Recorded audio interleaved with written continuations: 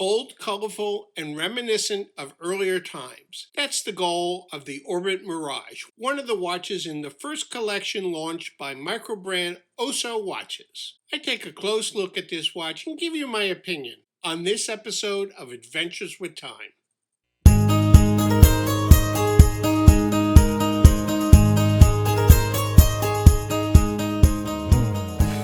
I have the green dial Orbit Mirage Chronograph from microbrand Oso watches out of Singapore. I'll tell you right off that although there are some nice design aspects to this watch, there are some attributes that turn me off. That's just my personal opinion, and others clearly do like this watch. Let me review the Orbit collection and point out what I see are the good and not so good points as I see them, so you can decide for yourself if you like this watch.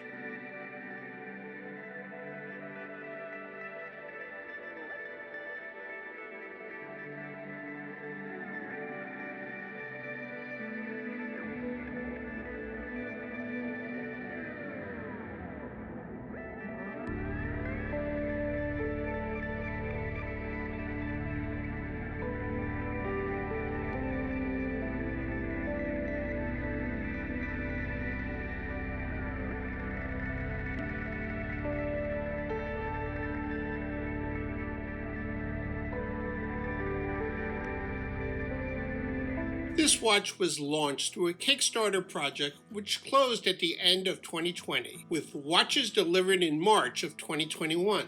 Through the Kickstarter project, you could have had this watch for $220 US. If you want one now, you'll have limited options through the Oso website, and it will cost you $300 US at the time of this recording. This retro-styled chronograph comes in 3 color options, each with either a stainless steel case or with gold PVD coating. There is the Mirage with a green dial and white subdials, the Abyss with a white dial and black subdials, and the Quasar, also with a white dial and white subdials, but with black and blue accents on the subdials and a blue tachometer scale.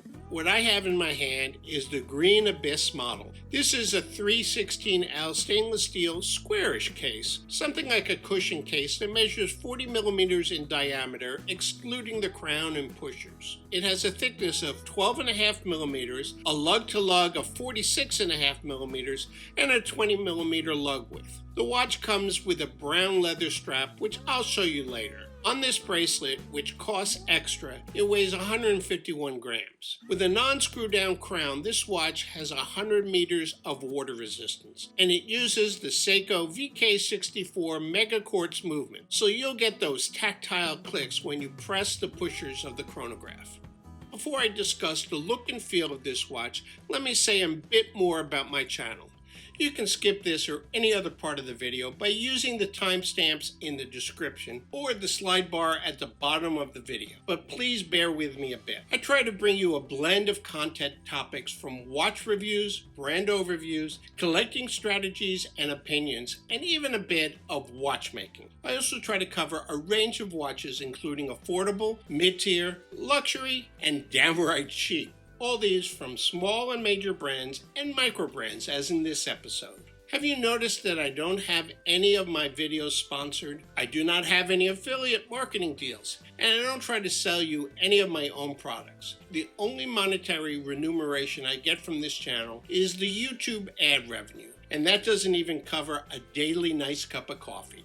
Let me be clear, I produce this content because I like the creation process and I get pleasure from having viewers enjoy and learn from my content. Yet it would be nice to see higher viewer volume so that I can cover more of my production expenses. For my part, I continue to try to improve my content and bring you ever more interesting watches. Now I ask you to help me a bit. If you haven't done so already, please subscribe to this channel and especially hit that bell icon. This way you'll be specifically notified whenever I publish a new video and hopefully click on it and watch it through to the end. And please spread the word by forwarding the link to this video or one of your favorites from my channel to other watch enthusiasts and even to non-collectors so that they can get a glimpse into the hobby that you enjoy.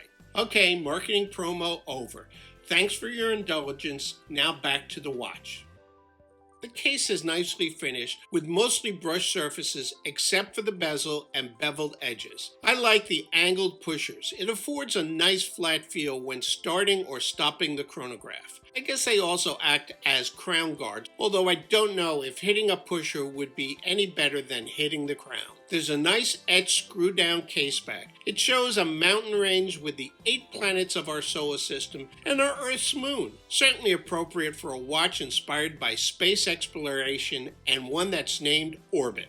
Remember, this watch normally comes on a leather strap with quick-release spring bars. I have it on the optional bracelet. This has brush center links with polished outer links and a nice logoed butterfly clasp with 2 pushers to open.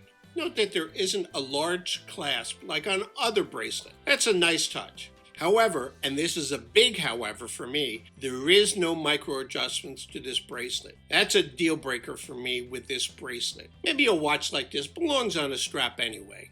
Now to the dial. Of the 3 color options available, I tend to like this darker green enamel dial, as it gives this watch a more toolish look, I think, than the Quasar with its dark blue and black accents, and more subdued than either the Quasar or the Abyss model. And I certainly do not like the gold PVD option at all. That just doesn't belong on a watch like this. What do you think? It's a very crisp dial, similar to many other racing watches. Clear markings and very readable subdials, and a nicely beveled and trimmed date window. All things I like in a watch. It has simple sort, hour, and minute hands. But wait, where's the second hand? That's right, this watch doesn't have a running second hand. When I first took this watch out of the box, I thought it was dead or broken. Then I remembered that this watch doesn't have a running second hand. That's a big turn off for me. The watch seems lifeless. I know a running second hand only shows a little movement, but it gives animation to the dial, a little soul to the watch, if you will. The big second hand is for the chronograph, along with the subdials for elapsed minutes and hours. And even the chronograph's second hand doesn't have any highlights to it, making it hard to actually see when it is running. Here's a look at this dial in low light conditions with the Super Luminova C3 on the hour indices and the main hands. Nothing exciting here, but acceptable. As I said, there are some attributes to this watch, which means it's not one I would want in my collection. It does have some nice design elements, which I pointed out, and even at the current price of $300 US, it has some value for the money. But I couldn't live with no running second hand. I also don't like the case shape. It's just not my style. Maybe it is for you. That's a totally personal opinion. Could you see yourself wearing this watch? Thanks for watching, and here are a couple other videos you may like. One on an interesting homage watch, and another on a highly admired Grand Seiko. I'll see you in my next video.